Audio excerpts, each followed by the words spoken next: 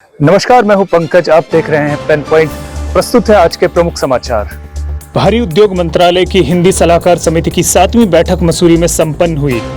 बैठक में भारी उद्योग मंत्रालय के सभी उपखंड के अधिकारियों ने अपनी अपनी रिपोर्ट पेश की और अफसरों ने विभागों में कामकाज हिंदी में किए जाने को प्राथमिकता दिए जाने और प्रयोग में लाए जाने की बात कही। बैठक में हिंदी को क्षेत्रीय भाषाओं के साथ बल दिए जाने पर भी चर्चा की गई। वक्ताओं ने कहा कि सरकारी हिंदी आसान हो तो हिंदी का चलन और अधिक बढ़ सकता है। वहीं केंद्रीय मंत्री ने कहा कि हमारी सरकार हिंदी को बढ़ावा देने के लिए हर स्तर पर काम कर रही है।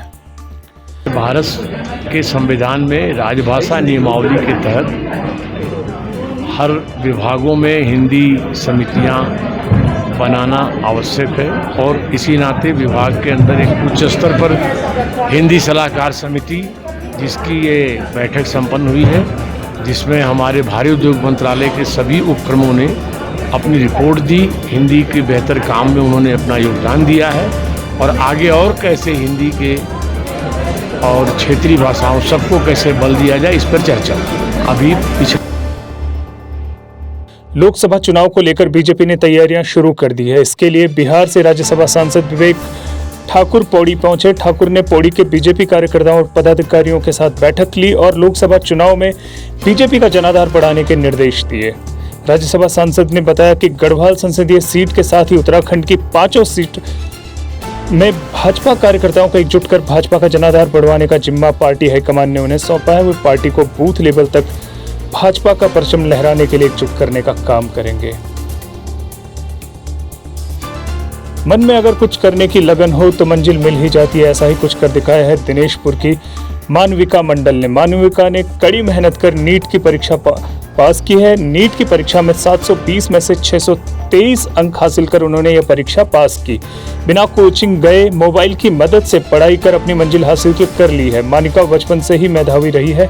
वह डॉक्टर बनना चाहती है। उसके माता पिता शिक्षित होने के बाद भी बेरोजगार हैं, लेकिन पिता ने कपड़े की फेरी लगाकर मानविका और उसके भाई को क्वालिटी एजुकेशन देने में कोई कमी नहीं आने दी, जिसका नतीजा आज उनके सामने है।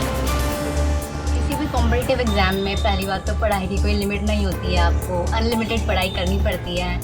और जो फेल हुए हैं उनको मैं कहना चाहूँगी कि आप सोशल मीडिया से दूर रहें और अपनी पढ़ाई पे ज़्यादा फोकस करें, इससे आपका ही फ़ायदा होगा। अगली खबर उत्तरकाशी के बड़कोट से आई है। यहाँ इन दिनों रामलीला का मंचन चल रहा है, जहाँ राम के पात्र ने दर्शकों को स्वच्छता की शपथ दिलवाई। मैं शपथ लेता हूँ कि मैं स्वच्छता के प्रति वचनबद्ध रहूँगा और इसके लिए समय दूंगा। मैं स्वयं से अपने परिवार से अपने मोहल्ले से और अपने कार्यस्थल से स्वच्छता की पहल करूंगा।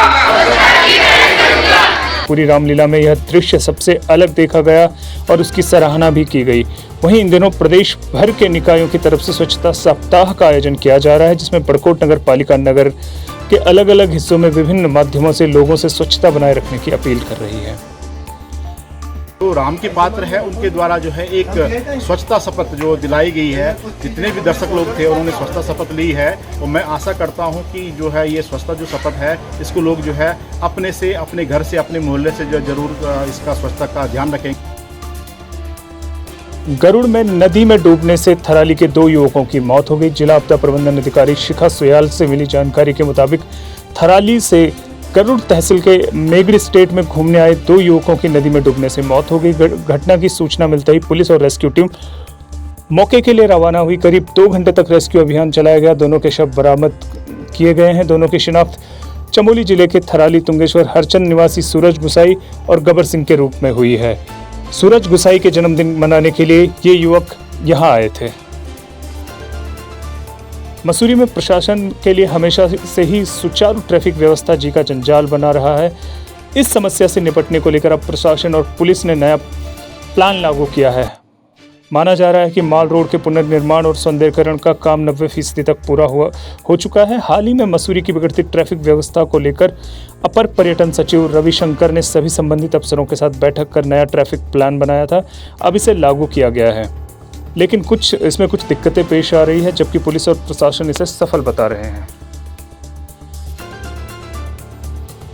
देखो, जैसा आपको मालूम है कि उस दिन ट्रैफिक की मीटिंग थी और उसमें ये तय हुआ था कि जो हाथी पाँव बैंड से हम लोग ट्रैफिक डाइवर्ट करते थे मसूरी में यातायात व्यवस्था को सुगम करने के लिए, उस ट्रैफिक डाइवर्जन को न किया जाए, बल्कि उसकी जगह जो कैंपटी फॉल से आने वाला ट्रैफिक है वो टुवर्ड्स कंपनी गार्डन जाए और कंपनी गार्डन से पहले नीचे जो हाथी पाँव बैंड पे टकराता है उस रोड से निकाला जाए।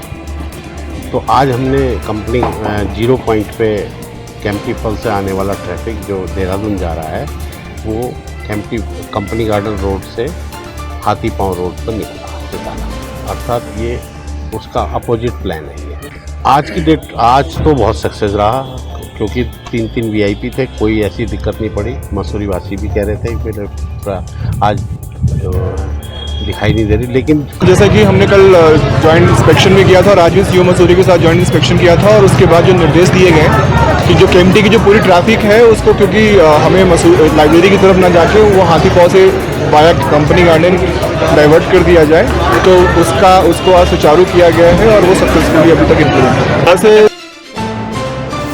आज के लिए बस इतना ही, मुझे दीजिए इजाजत। हमारे YouTube चैनल से जुड़े रहिए, लाइक कीजिए, सब्सक्राइब कीजिए और शेयर कीजिए।